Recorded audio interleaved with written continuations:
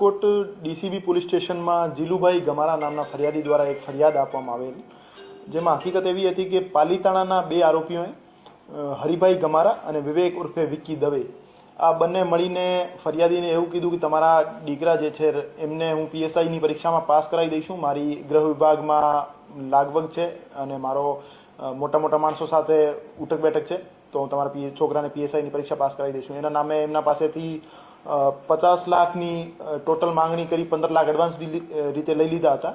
પછી પીએસઆઈમાં એની છોકરાનો નંબર નહીં આવતા ફરિયાદીએ પૈસા પરત માંગ્યા, તો એને 14 લાખ પરત કરી ફરી એમને થોડા દિવસ પછી ફોન કર્યો કે ડાયરેક્ટ ડીએસપીમાં ઓર્ડર કરાવી દઈશું અને ડીએસપીમાં ઓર્ડર કરાવવાના 2.36 કરોડ ટોટલ થશે.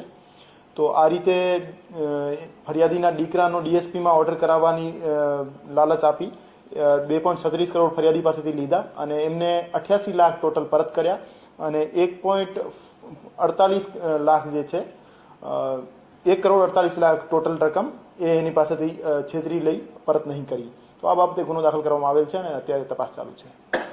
બોડીગાર્ડ પણ સાથે લઈને રાખો, તેમાં શું વાક્ય એવું જાણવા મળ્યું છે કે ફરિયાદી અમને જે રીતે જણાવ્યું કે આરોપી પોતાને આઈપીએસ નહીં બટ એક મોટો બિઝનેસમેન અને એક સરકારી વિભાગોમાં લાગવગ વાળો માણસ રીતે પોતાની ઓળખ આપતો હતો અને બાઉન્સર્સ પોતાની સાથે લઈને ફરતો હતો અને મોટા મોટા માણસો સાથે એમની સેલ્ફીઓ દેખાડતો હતો.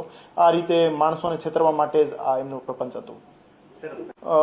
એક મોટી કેશ રકમનો લેવડ દેવડ થઈ છે, તો આ બાબતે ઇન્કમટેક્સને ઇન્વેસ્ટિગેશન દરમિયાન લૂપમાં લેવામાં આવશે કે ફરિયાદી પાસેથી એટલી કેશ.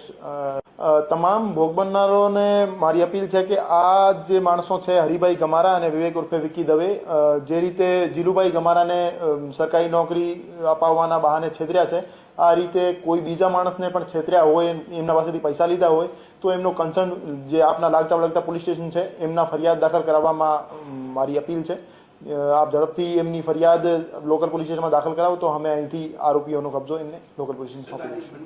આરોપી પકડાય પછી એની પૂછપરછમાં આ વસ્તુ સામે આવશે.